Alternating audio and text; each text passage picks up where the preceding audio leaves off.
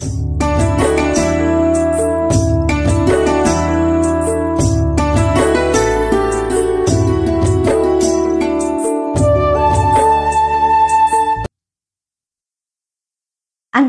నమస్కారం. కార్తీక మాసం శుభాకాంక్షలు. కార్తీక పురాణంలో ఈరోజు మనం 16వ అధ్యాయం గురించి మాట్లాడుకుందాం. ఏముంది ఈ అధ్యాయంలో? ఈ అధ్యాయంలో మనకి 2 విషయాల గురించి ఎక్కువగా చెప్తారు. ఆ 2 విషయాలు ఏమిటో మనం చెప్పుకుందాం. ముందుగా ఈ అధ్యాయంలో తాంబూలము అన్నది మనము ఇంకొకరికి ఇవ్వడము, ఇది ఎంత శ్రేష్టము అన్నది దీని గురించి చెప్పారు.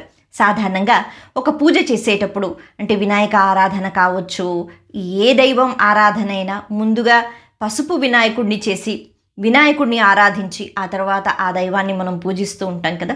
అలా పూజల్లో కూడా మనం గమనించినట్లయితే మనం ప్రసాదము ఇవన్నీ పెట్టిన తర్వాత మనం తాంబూలం కూడా భగవంతుడికి ఇస్తూ ఉంటాం. అలాగే మనం ఏ వ్రతం చేసుకున్నా తాంబూలము అన్నది అది చాలా ప్రధానం.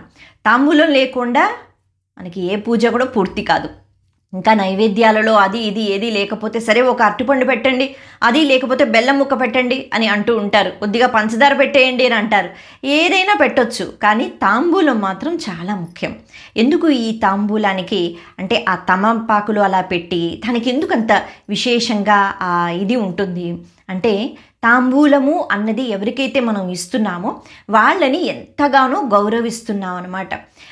నేను మిమ్మల్ని గౌరవిస్తున్నాను అని చెప్పటానికి, మీరు నా దృష్టిలో అగ్రస్థానంలో ఉన్నారు అని చెప్పటానికి, అంటే అదేదో వాళ్ళు బాగా సంపాదిస్తున్నారనో లేకపోతే వాళ్ళు చాలా పెద్ద పదవిలో కూర్చున్నారు అన్నది కాదు. మనము మనిషిగా అవతల వాళ్ళకి విలువ ఇస్తాం కదా, అలా మీకు నేను చాలా గౌరవాన్ని విలువని ఇస్తున్నాను అని చెప్పటానికి తాంబూలం ఇచ్చి వాళ్ళకి మనము విశేషమైన గౌరవాన్ని అందిస్తున్నాం అన్నమాట. అంటే ఉదాహరణకి శాలువ కప్పి సన్మానాలు చేస్తూ ఉంటారు కదా, అలా మన ఇంటికి ఎవరైతే వస్తారో లేకపోతే ఈ పూజ విషయాలలో ఖచ్చితంగా తాంబూలము అన్నది, అలాగే భగవంతునికి కూడా తాంబూలం ఇవ్వటం, భగవంతుని మనం అలా అగ్రస్థానంలో చూస్తున్నాం, అందుకే తాంబూలం ఇస్తున్నాం. ఇది ఒక రకంగా. ఇక ఇంకొకటి అంటే మనం ప్రసాదాలు అవి పెట్టిన తర్వాత వేసుకోవడానికి తాంబూలం అనేటట్టుగా కూడా ఇదివరకైతే ఖచ్చితంగా ప్రతిరోజు అందరూ కూడా ఇంట్లో తాంబూలం వేసుకుంటూ ఉండేవారు. మరి ఇది ఎందుకు మంచిది అంటే, ఆ తమలపాకులు ఏవైతే ఉన్నాయో అవి మనం తిన్నట్లయితే జీర్ణము అన్నది దీనికి చాలా అద్భుతమైన మందు అని అనుకోవచ్చు. కాబట్టి అంత బాగా ఉపయోగపడుతుంది. అలాగే అక్కడ ఉపయోగించిన సున్నము ఏదైతే ఉందో లేకపోతే వక్కలు ఏవైతే ఉన్నాయో ఈ 3 కలిసిన తర్వాత అది స్వీకరించినట్లయితే జీర్ణ వ్యవస్థ బాగుంటుంది, ఆరోగ్యం బాగుంటుంది. ఇక ఈ తమలపాకుకి సంబంధించి అందులో ఎన్ని ఆరోగ్య రహస్యాలు ఉన్నాయి అవన్నీ ఇప్పుడు మనం చెప్పుకోలేం, బోల్డ్ అన్నీ ఉన్నాయి. కార్తీక పురాణం చెప్పుకుంటున్నాం కాబట్టి మామూలుగా మనం చెప్పుకుంటున్నాం. అలా ఈ తాంబూలాన్ని అందివ్వడము అనేటప్పటికీ వాళ్ళకి మనం ఆరోగ్యకరమైన ఒక వస్తువు ఇస్తున్నాం అనమాట. ఇది ఒక రకంగా ఆలోచించాలి. అలాగే అవతల వాళ్ళకి విశేషమైన గౌరవాన్ని నేను మీకు ఇస్తున్నాను, అంతేగాని వాళ్ళు మన ఇంటికి వచ్చారు అంటే ఏదో సరేలే పెట్టానులే వాళ్ళు వెళ్ళిపోయేదాకా కూర్చున్నాం వెళ్ళిపోయారు అన్నట్టుగా కాదు. ఎవరైనా మన ఇంటికి వచ్చినప్పుడు అతిథి దేవో భవ అన్నది మన సనాతన ధర్మం నేర్పించింది. కాబట్టి ఖచ్చితంగా వాళ్ళకి మనము తాంబూలం ఇవ్వాలి. ఏమున్నా లేకపోయినా వస్త్రదానము అన్నది మనం చేసినా చెయ్యకపోయినా ఎవరైనా ఇంటికి వస్తే ఖచ్చితంగా అప్పట్లో తాంబూలం ఇచ్చేవారు. అయితే ఇది ఎంత విశేషం అంటే, ఇప్పుడు మనం ముత్తైదువులు వస్తేనే సరే వాళ్ళకి తాంబూలం పెట్టి ఇస్తాం అన్నది అలవాటైంది. కానీ అప్పట్లో ఎవరి ఇంటికి వచ్చినా బ్రాహ్మణులు అనే కాకుండా ఎవరైనా మగవారు వచ్చినా వాళ్ళకి చక్కగా తాంబూలం అన్నది అందిస్తూ ఉండేవారనమాట. తాంబూలానికి అంతటి ప్రత్యేకత ఉంది. ముఖ్యంగా కార్తీక మాసంలో పుణ్యప్రదమైన రోజులు కాబట్టి ఇంటికి ముత్తైదువులు వచ్చినా ఎవరు వచ్చినా వాళ్ళకి తాంబూలం ఇవ్వండి, తాంబూలం ఇచ్చి సత్కరించండి అని ఇక్కడ ఇది ఈ తాంబూలం యొక్క ప్రాముఖ్యత గురించి మనకి ముందుగా ఉంటుంది. ఆ తర్వాత మనకి ఒక కథ కనిపిస్తుంది. ఆ కథ కోసం మనం ఎక్కడికి వెళ్ళాలి అంటే మతంగముని ఆశ్రమానికి వెళ్ళాలి. మరి వెళ్ళిపోదాం. మతంగముని ఆశ్రమం. ఆ ఆశ్రమంలో ఎంతోమంది ఋషులు మునులు నిత్యము వస్తూ ఉండేవారు, వెళుతూ ఉండేవారు, యజ్ఞాలు జరుగుతూ ఉండేవి. అక్కడ పూర్తిగా ఎప్పుడూ అంటే అగ్ని కర్మలు అన్నవి నిత్యము జరుగుతూ ఉండేది. అటువంటి సమయంలో ఈ కార్తీక మాస సమయంలో చాలామంది ఋషులు మునులు అక్కడికి వచ్చారట. వాళ్ళందరూ కలిసి కార్తీక మాస వైభవం ఏదైతే ఉందో దాన్ని చాలా ఆనందిస్తున్నారు. అంటే భక్తి శ్రద్ధలతో పూజలు చేసుకుంటున్నారు. ఈ క్రమంలో పక్కనే అక్కడ ఆశ్రమానికి పక్కన ఒక వైష్ణవ ఆలయం ఉంది. ఆ ఆలయం శిథిలావస్థలో ఉందట. అయితే దాన్ని కొంచెం శుభ్రంగా బాగు చేసి అందులో భగవత్ స్వరూపాలు ఉన్నాయి, కాకపోతే ఎప్పుడుదో కాబట్టి శిథిలమైపోయింది. అది తెలుసుకుని దాన్ని పూర్తిగా బాగు చేసి శుభ్రపరిచి అక్కడ ఈ కార్తీక మాసం పూజలు అవి చేసుకుంటూ ఉండేవారట ఇక్కడ ఉన్న ఈ మతంగ ఆశ్రమంలో ఉన్న ఋషులు మునులు. అయితే మరి కార్తీక మాసం వచ్చింది కదా, ఆకాశ దీపం కూడా వెలిగించాలి కదా అని చెప్పి అడవికి వెళ్ళి ఒక పెద్ద కర్రను తీసుకుని వచ్చారు. ఎందుకు అంటే ఆ ఆలయం కొద్దిగా ధ్వంసం అయిపోయింది కాబట్టి అక్కడ పెద్దగా పెట్టడానికి అటువంటి ఏర్పాట్లు లేవు. అందుకే ఒక పెద్ద కర్ర తీసుకుని వచ్చి దానికే పై భాగంలో ఆకాశ దీపం అన్నది వెలిగించాలి, ఇది మంచిది కదా అని చెప్పి అక్కడ ఉన్న వాళ్ళు అడవికి వెళ్ళి ఒక పెద్ద బలమైన అంటే చెట్టు దగ్గర నుంచి తీసుకుని వచ్చిన ఒక పెద్ద కర్ర లాంటిది దాన్ని తీసుకొచ్చారట. దాన్ని తీసుకొచ్చి జాగ్రత్తగా దాన్ని పాతిపెట్టి ఇప్పుడు పైకి అంటే పై స్థాయిలో ఒక దీపాన్ని వెలిగిస్తున్నారు. దాన్ని ఆకాశ దీపం అని అంటాం. ఆకాశ దీపం గురించి కూడా మనం కొద్దిగా తెలుసుకోవాలి. దీపాలు ఎన్ని పెడితే అంత మంచిది. ఎందుకు అంటే వాతావరణంలో వేడిని పెంచుతున్నాము మనము మన వంతు సహాయం చేస్తూ అని మనం చెప్పుకున్నాం కదా ఇది వరకు. అలా పై స్థాయిలో అంటే ఆకాశంలో అంటే మరీ పై వరకు అని కాకుండా ఆలయాలలో ఈ కార్తీక మాసం మొదలైన దగ్గర నుంచి ఆలయాలలో ధ్వజస్తంభం ఏదైతే ఉంటుందో అక్కడ పై స్థాయిలో దీపాన్ని వెలిగిస్తారు. రంధ్రాలు ఉన్న ఒక పాత్రని పట్టుకుని అందులో చక్కగా దీపం పెట్టి ఆవు నెయ్యి లేకపోతే నువ్వుల నూనె వేసి దీపం వెలిగించి తాడుతో దాన్ని లాగి పైన పెడతారనమాట. అలా పైన దీపం పెట్టడం వల్ల లాభం ఏమిటి? మనం అక్కడ పైన వెళ్ళి కూర్చోం కదా, దీపాలు అన్నది కిందే పెడుతూ ఉంటాం అని అనుకుంటాం. కానీ ఇక్కడ ఎంతో చక్కని ఉద్దేశం దాగి ఉంది. పైన కూడా ఆ స్థాయిలో ఎన్నో పురుగులు ఎగురుతూ ఉంటాయి, క్రిమకీటకాలు ఉంటూ ఉంటాయి. కింద నడిచేవే కాదు పైన ఎగురుతూ ఉంటాయిగా, పక్షులు ఉంటాయి, దోమలు ఉంటాయి. మనకి ఎంత చక్కగా చెప్తారు అంటే దోమలు, చీమలు, చిన్న చిన్న క్రిమకీటకాలు అన్నిటి గురించి కూడా మనం ఆలోచించాలి. ఎందుకు అంటే మనుషులుగా పుట్టాం, పాపం వాళ్ళకి పుణ్యం చేసుకునే భాగ్యం లేదు, మనకి మాత్రమే ఉంది. మనం పుణ్యం చేసుకోగలం, అవతల వాళ్ళకి మనము భగవంతుని యొక్క అనుగ్రహాన్ని ఇవ్వగలం అని సనాతన ధర్మం కార్తీక మాసాన్ని ఎంపిక చేసుకుందనమాట.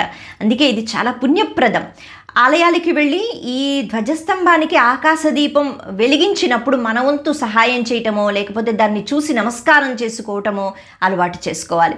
చాలాసార్లు మనం చెప్పుకున్నాం, కార్తీక పురాణం మొదలైన దగ్గర నుంచి ఈ మాసానికి అధిదేవత శ్రీ మహావిష్ణువుని దామోదరుడు అని అంటున్నాం. అలాగే ఈశ్వరుణ్ణి త్రయంబకుడు అని అంటున్నాం.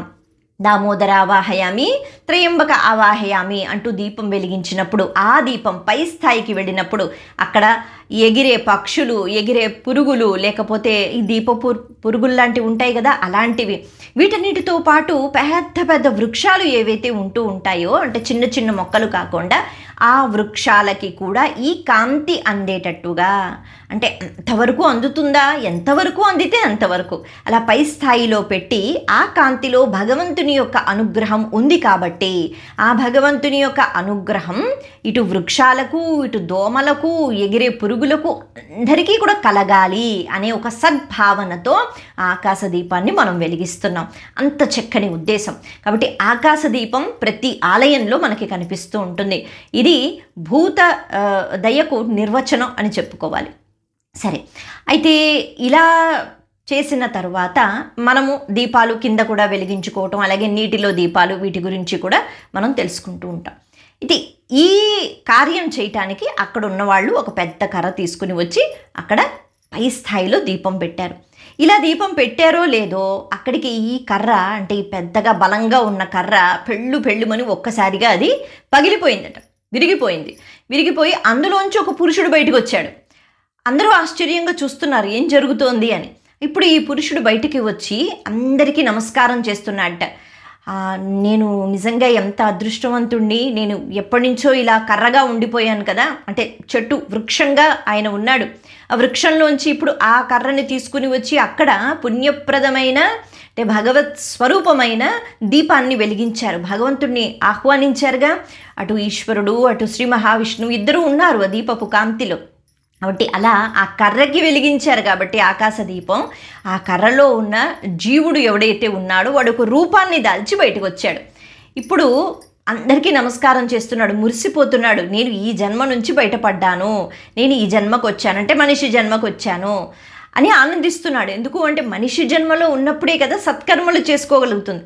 ఒక వృక్షం అలా ఉండిపోతుంది పాపం. వృక్షం ఏం చేస్తుంది? ఏమీ చెయ్యలేదు. ఇప్పుడు అక్కడ ఉన్న వాళ్ళందరికీ నమస్కారం చేస్తూ అడుగుతున్నట్ట, మీరందరూ ఋషులు మునులు, నేను ఇలా బయటకు వచ్చాను అంటే ఈ ఆకాశ దీపం యొక్క మహత్యం.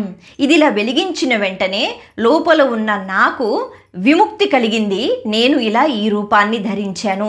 మరి గత జన్మలో నేనేంటి, నేను ఎందుకు ఇలా వృక్షంగా మారాను, నేను ఏ కర్మలు చెయ్యలేదు, ఏ కర్మలు చేశాను, నేను ఎలా ప్రవర్తించాను, ఎలా ప్రవర్తించకూడదు అన్న విషయం నాకు అర్థం కాలేదు, ఇప్పుడు తెలుసుకుంటాను. ఇప్పుడైనా నేను మంచి కర్మలు చేయాలనుకుంటున్నాను, దయచేసి నాకు చెప్పండి, నేను ఎందుకు ఇలా వృక్షం నుంచి బయటకు వచ్చాను, నేను అసలు ఎవరు అని అడిగితే అక్కడ చాలామంది ఋషులు మునులు ఉన్నారు కదా. అక్కడ అంగీరస మహాముని కూడా ఉన్నారట. వారందరికీ విశేషమైన దివ్య శక్తి ఉంటుంది, దివ్య దృష్టి ఉంటుంది. ఆ దివ్య దృష్టితో ఆయన చూసి అన్నారు, గత జన్మలో నువ్వు పరమ లోభి, నీ పేరు ధనలోభుడు. లోభము అంటే సంపద ఉంటుంది కానీ ఎవ్వరికి రూపాయి ఇవ్వరు. పోనీ వాళ్ళైనా ఆనందంగా ఖర్చు పెట్టుకుని ఉంటారా? వాళ్ళు కూడా ఖర్చు పెట్టుకోరు. అది ఎవరికీ ఉపయోగపడదు. ఆ ధనాన్ని దాచుతూ ఉంటూ ఉంటారనమాట. సరే నేనైనా ఆనందంగా దీన్ని ఏదైనా అనుభవిద్దామా అంటే వాళ్ళకి అలా కూడా మనసు రాదు. ఈ లోభగుణం అన్నది చాలా ప్రమాదకరం అని ఇక్కడ మనకి ఈ అధ్యాయంలో చెప్తారు. అలా నువ్వు లోభంతో ఉన్నావు కాబట్టి అదే పెద్ద పాపం. అందుకనే ఇదిగో ఇలా వృక్షంగా మారిపోయావు. మరి ఇప్పుడు ఆకాశ దీపం అన్నది దానికి వెలిగించారుగా, అందుకే ఈ పాపం అన్నది కొద్దిగా పోయి ఇప్పుడు చక్కగా మళ్ళీ రూపాన్ని ధరించాడనమాట ఈ జీవుడు. సరే మరి అప్పుడు అయితే నేనేం చేసేవాడిని అంటే, ఏం చేసేవాడివి? డబ్బు దాచుకుంటూ ఉండేవాడివి, ఒక్కడికి కూడా రూపాయి ఇవ్వలేదు, నువ్వు కూడా ఎప్పుడు సంతోషంగా డబ్బుని అనుభవించలేదు, దాచుకుంటూ వెళ్ళిపోయావు. కాబట్టి ఇన్ని బాధలు నీకు వచ్చాయి. సరే ఒక పని చెయ్యి, నేను నీకు చెప్తాను, నువ్వు ఎక్కడ ఉండేవాడివో మరి అలా అక్కడికి వెళ్ళు. నువ్వు ఎవరికీ ఇవ్వలేదు కదా, ఆ ధనాన్ని మీ ఇంటి దగ్గరే పాతి పెట్టి అక్కడ ఉంచావు, ఇప్పటికే ఆ ధనం అలాగే ఉంటుంది.